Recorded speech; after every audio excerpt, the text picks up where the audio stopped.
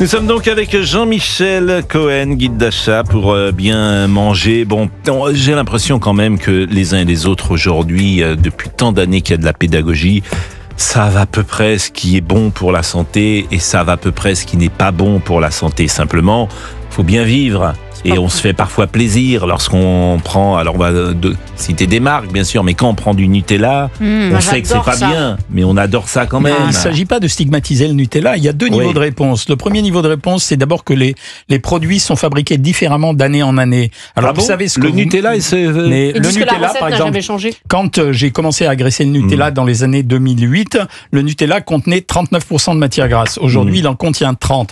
Mais un industriel aujourd'hui, il a le pouvoir de modifier la formule d'un produit qui est transformé comme il le veut. Donc vous achetez un produit, c'est là où se fait la différence. Vous pensez qu'il est composé de la même façon que ce que vous aviez acheté l'année dernière, ou il y a 3 mois, ou il y a 1 mois, et la composition a changé. Or, dans cette composition, on trouve en général tous les ferments de la santé. Alors, me dire le chocolat c'est mauvais, je suis pas d'accord du tout. Les rillettes c'est mauvais. C'est mauvais. Le Nutella c'est pas bon. Rien n'est mauvais. Non, mais le Nutella, rien n'est mauvais. Une bonne alimentation n'interdit rien. Sauf que quand vous prenez du Nutella avec des crêpes le matin au petit déjeuner, peut-être qu'à 4h ou à 6h du soir, vous éviterez de grignoter du chocolat et des biscuits. Donc c'est là où je m'oppose. Donc vous le conseillez, Jean-Michel, de prendre du Nutella le matin ? Pas. Le Nutella, c'est une pâte à tartiner qui est grasse et sucrée. Quand vous prenez du beurre, c'est une matière grasse. Donc le Nutella est une gourmandise. Quand vous en prenez 15 grammes, il n'y aura pas malheur dans votre corps. C'est simplement, il faudra apprendre à le doser. C'est la finesse du Nutella.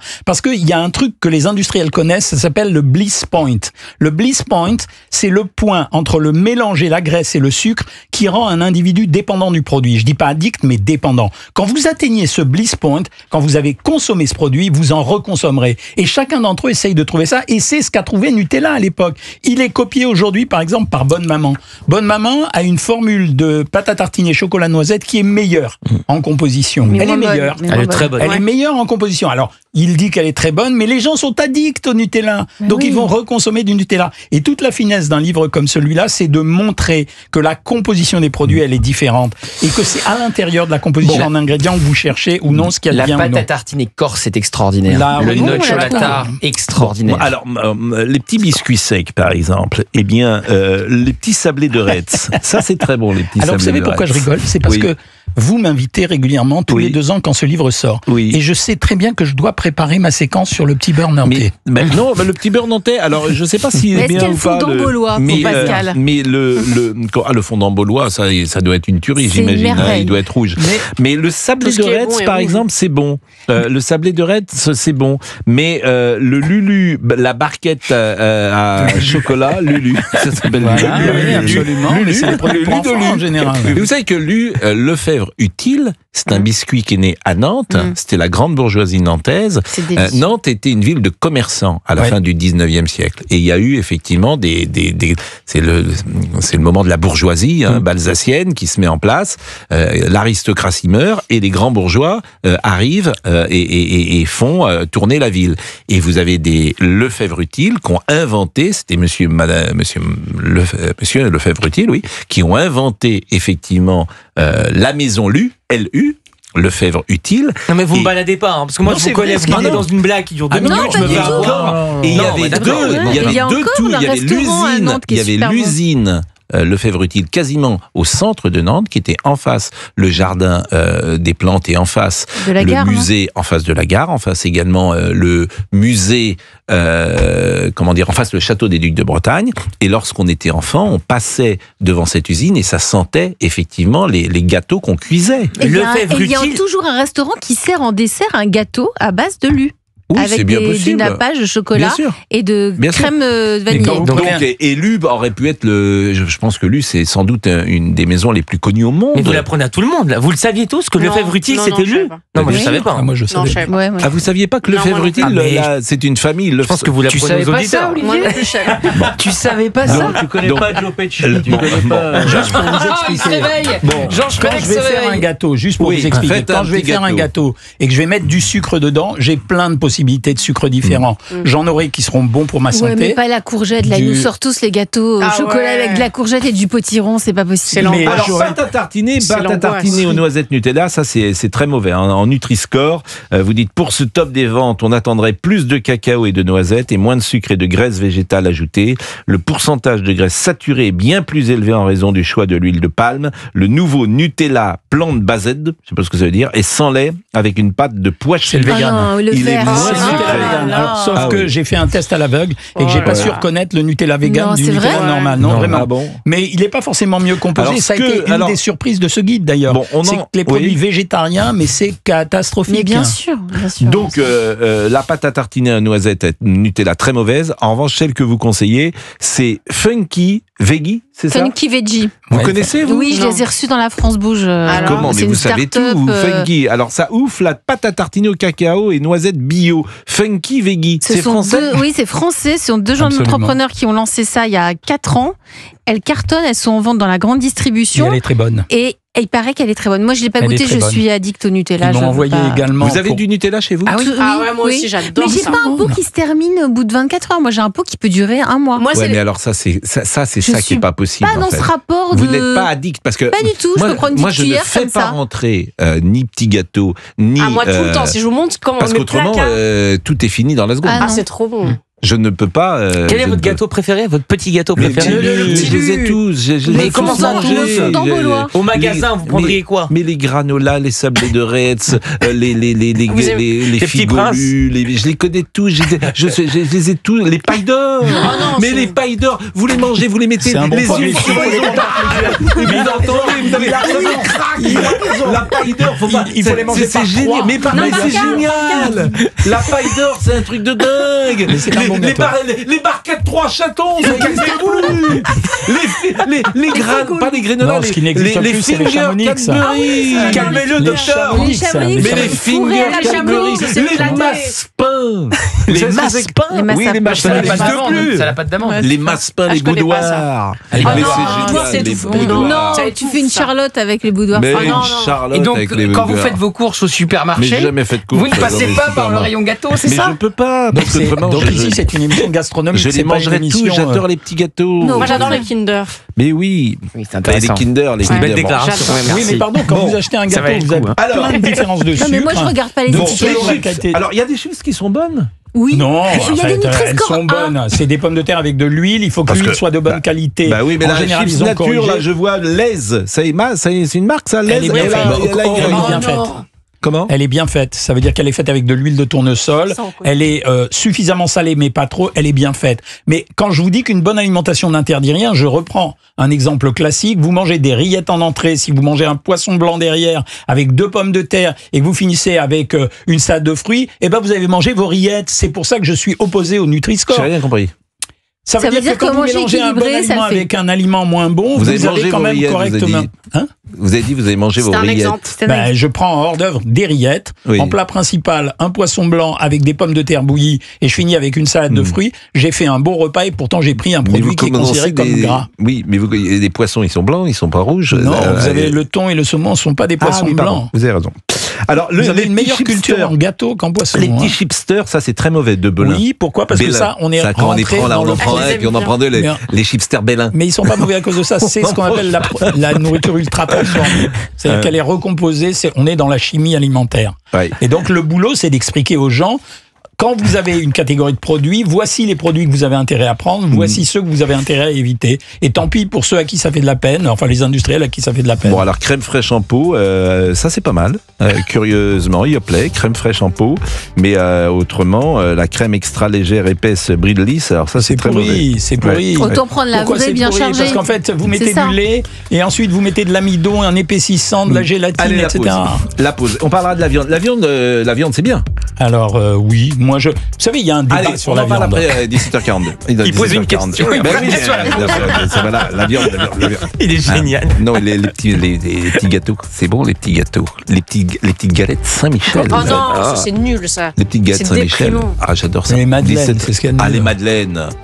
On est avec Jean-Michel Cohen et on est en train de parler alors de ce livre. Moi, évidemment, ça passionne les gens. Guide d'achat pour bien manger. Produits conseillés, c'est en vert. Produits déconseillés, c'est en rouge. Alors, j'ai été très déçu parce que je suis allé au dessert et puis au fromage blanc et yaourt. Et moi, j'aime beaucoup les perles de lait. Ça, j'avoue. Non, mais c'est très formidable. Bon, j'adore les perles de lait. T'as l'impression de manger de la crème fraîche dans ta cuillère. Voilà, j'adore les perles de lait à la vanille. Et il n'y en a pas partout d'ailleurs. Il y a parfois des perles de lait coco et je ne les prends pas. Je n'en souhaite pas. Mais les perles de lait à la vanille, j'adore ça. Mais là, c'est pas bon du tout. Vous écrivez, il s'agit ici d'une spécialité laitière enrichie en crème. On atteint 11 grammes de lipides et 138 calories par pot. C'est l'équivalent à poids égal de 2 yaourts Danone nature et demi. L'ajout d'un amidon transformé n'a a priori rien à faire dans un laitage nature. Alors, qu'est-ce que je fais de mes perles de lait à la vanille? Vous finissez ceux que vous avez dans votre frigo parce que vous êtes précautionneux et puis après vous achetez le produit que vous trouverez sur la gauche. Et donc dans les produits sur la gauche, j'ai pas voulu parler. Yaourt brassé de nature en brique. Ben voilà. Ça me fait peur. Je vous interdis pas de mettre une cuillère à café de cacao à l'intérieur. Hein. Je vous jure. Oui, mais la vanille, moi j'aime bien la vanille. Mais qui vous empêche de prendre des yaourts à la vanille nature? Il y a par exemple, je suis d'accord, les petits Activia sont pas mal. Est-ce qu'il y a, vous savez, il y avait un truc que j'adorais quand j'étais enfant et même maintenant, c'est, vous savez, c'est comment dire, ces espèces de yaourt à la fois café, puis il y a de la chantilly par-dessus. Les liégeois. Les liégeois. Ah, c'était bon ça. Mais ça, je l'ai pas vu dans le. Je pense que j'ai dû éviter ce genre de rayon parce que, en fait. Mais ça, c'est trop bon. Mais c'est pas. En fait, c'est de la gélatine cacaotée avec une espèce de chantilly qui n'est pas la chantilly habituelle. Mais c'est trop bon. Parce que je vais vous dire quelque chose. Mais je m'étonne de vous trouver en si bonne santé avec ce que vous mangez. Non, mais il le mange pas, apparemment. Vous savez, il aime ça, mais attendez, j'ai pas l'impression qu'il le mange. Jadis, j'en prenais 4. J'en achetais 4. Je mangeais les 4. Je mangeais les 4. Vous êtes un excessif. Directement. Vous voulez que je vous dise, ça me rappelle ce film. Il était une fois en Amérique où le petit garçon, il va pour être dans les bras d'une jeune fille. Il lui amène un gâteau pour être gentil, mais en fait, il aime tellement le gâteau qu'il le mange. Et finalement, il loupe la jeune fille. Mais finalement, il a pris du plaisir. Moi, j'aime les mangeurs. Et ça m'empêche pas d'écrire un livre comme ça et d'aimer manger. C'est pour ça que je dis une bonne alimentation n'interdit rien. Mais si vous êtes sélectif dans votre alimentation, si vous choisissez un produit correct, vous avez plus de chances d'être en meilleure santé. C'est ça ce que je veux essayer d'apprendre aux gens. Pascal, la viande maintenant. Alors la viande, poisson et œufs, viande, poisson et œufs. Donc préparation au poisson. Alors bon, le poisson ça sert à rien.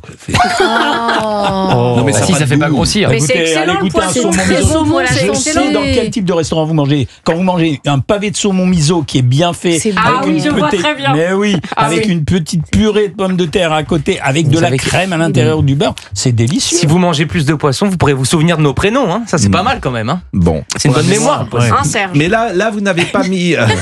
Là, alors, dans les steaks hachés, par exemple, préparation à la viande. Là, alors, vous avez enlevé l'extra moelleux original Charal.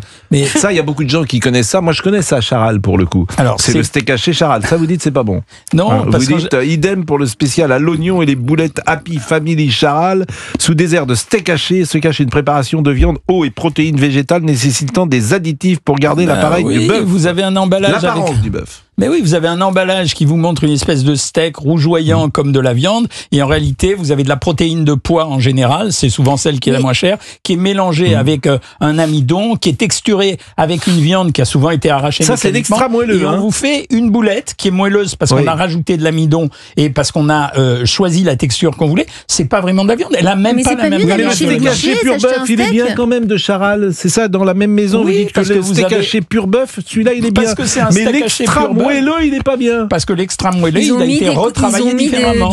Et c'est là où la finesse d'achat rend la santé un peu meilleure. La finesse d'achat. Oui, mais bien sûr. Bon. Bah écoutez, je sais pas si vous Pourquoi vous doutez de la finesse d'achat? C'est discriminant quand vous achetez quelque chose, c'est bien.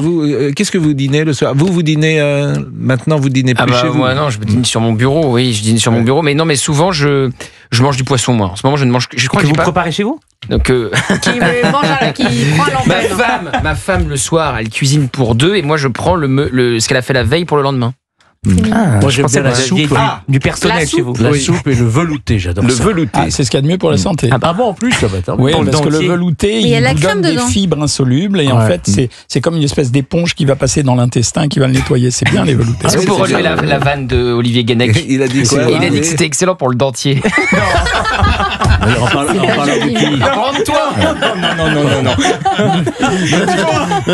Il va se vexer. Mais ce qui est inquiétant, c'est que vous ne l'avez pas entendu, donc. Pourquoi veux-tu que je me Mais non, vexe? mais vous Tu crois que j'ai un dentier? Non, mais ça va pas. Mais d'ailleurs, Mais alors, la Olivier, Mais non, ça se soigne, il y a un médecin là. non.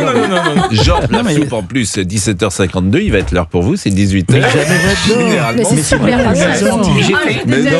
J'ai fait une vérification. Il y a un truc qui est très bien que je vérifie, je crois que c'est vous qui l'avez inventé, et ça, on peut tous le vérifier. Le jeûne intermittent, c'est absolument, c'est sidérant. Vous le faites Alors Oui, Pascal, si je peux me vraiment. permettre, je trouve que c'est très bien pour les hommes, mais je trouve que ça convient peu aux femmes. En tout cas, moi ça ne me convient pas. Écoutez, moi, je vire le repas du midi, et c'est très... Mais qu'est-ce que vous dites? Pardon, je vous ai Non, croisé mais- à la cantine mais tout à l'heure. pas aujourd'hui, mais de temps en temps, ça peut m'arriver, Oui. notamment le week-end, parce pour qu'on une dîne purge. un peu...